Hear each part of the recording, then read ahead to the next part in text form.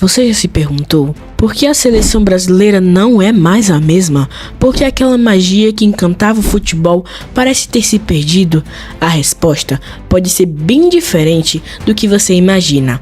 O futebol brasileiro, que um dia foi símbolo de talento e paixão, hoje não passa de um grande teatro onde os verdadeiros protagonistas não são os jogadores, mas sim os empresários e dirigentes que controlam tudo nos bastidores. A ilusão ainda persiste. A cada nova convocação, a esperança se renova, mas o que acontece por trás das cortinas é algo muito mais sujo do que qualquer torcedor gostaria de acreditar.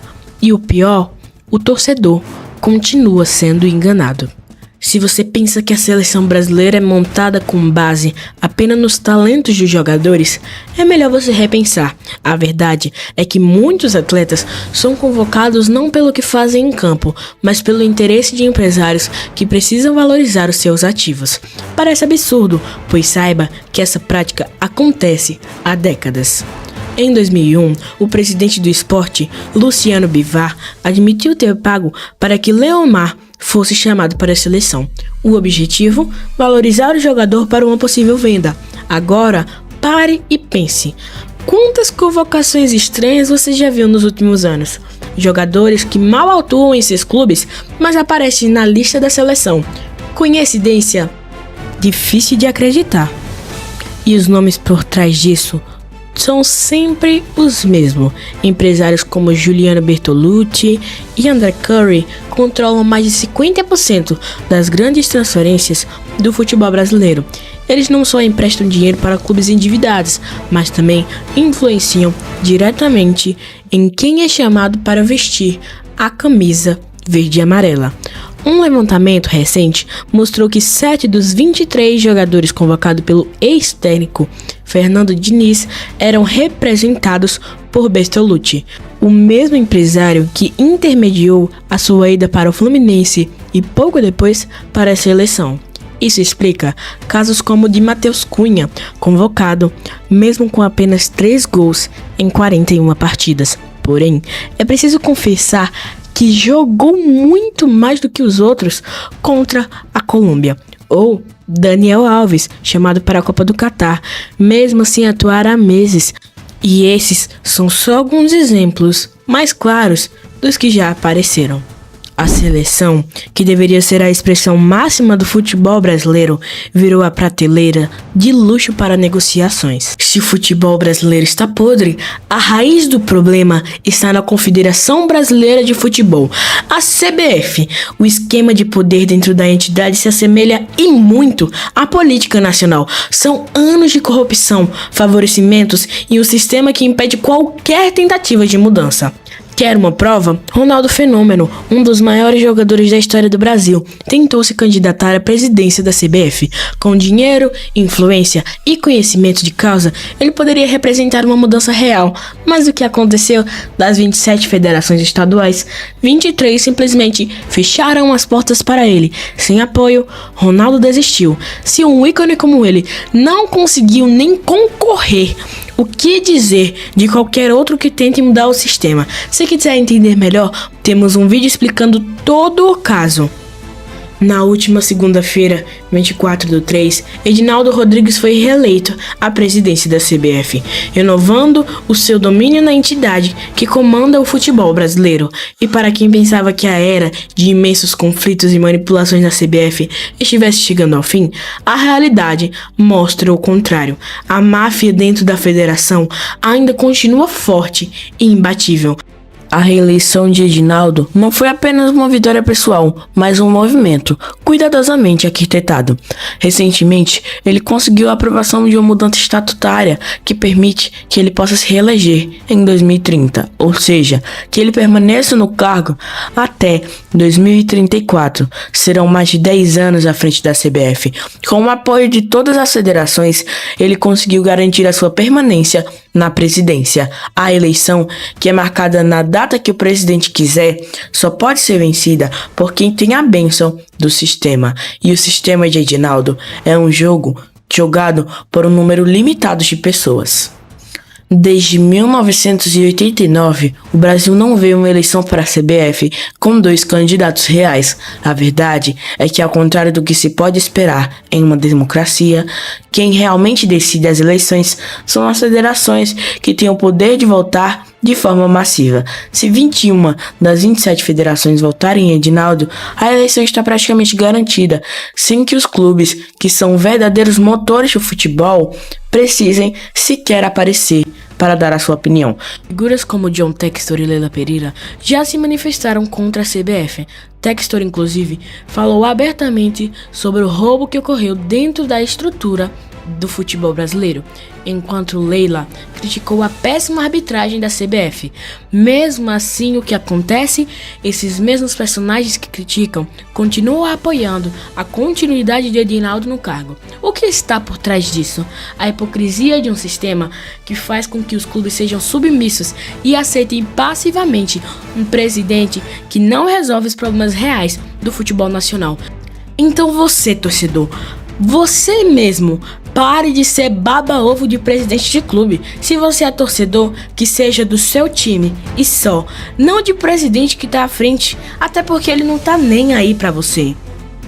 No entanto, o que mais chama a atenção é que o debate no futebol brasileiro gira apenas em torno de nomes como Dorival Júnior, Neymar, enquanto o verdadeiro problema, a figura central de Edinaldo Rodrigues e a sua gestão desastrosa, passa batido.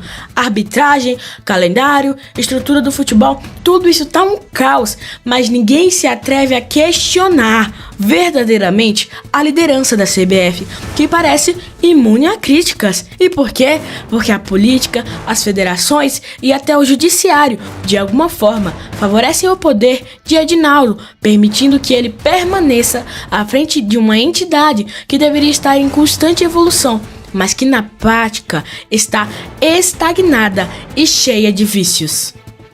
No fim das contas, a máfia na CBF segue firme e forte e não há grandes sinais de mudança. O futebol brasileiro está refém de um sistema que faz com que a continuidade de certos nomes seja mais importante do que a melhoria do esporte em si. E sabe qual é o pior? Muitos aceitam isso passivamente, como se fosse parte de jogo. Só não vê quem não quer. Esse sistema tem um motivo para se manter fechado. Os presidentes das federações estaduais recebem verdadeiras mesadas da CBF, enquanto a seleção gera bilhões em receitas. Um dinheiro não é investido no futebol brasileiro, muito pelo contrário, ele serve para manter no poder os mesmos dirigentes de décadas atrás, com um modelo de votos que favorece os caciques do futebol. Qualquer tentativa de reforma é sufocada antes mesmo de começar. E os escândalos são incontáveis. Em 2015, o FBI revelou um esquema de propinas que resultou na prisão e banimento de ex-presidentes da CBF. Entre as descobertas estava um pagamento extra, um pouquinho assim, 40 milhões de dólares, para Nike e Trafic, empresa que negociava os direitos de transmissão da seleção. Parte desse dinheiro foi parar diretamente no bolso de Ricardo Teixeira, ex-mandatário da CBF. Isso sem falar nas denúncias de corrupção envolvendo contratos de patrocínio e venda de ingressos. Diante desse cenário, a pergunta que fica é: dá para acreditar que o Brasil voltará a ser campeão do mundo? A resposta, infelizmente, é não. Não enquanto a seleção for tratada como um negócio particular de empresários e dirigentes. Não enquanto a CBF for comandada por um esquema que se perpetua no poder há décadas. Não enquanto convocações forem decididas nos bastidores e não pelo que os jogadores jogam dentro de campo. O Brasil já não é mais o país do futebol. Somos um celeiro de talentos, mas de que serve se os jogadores são moldados para beneficiar os outros?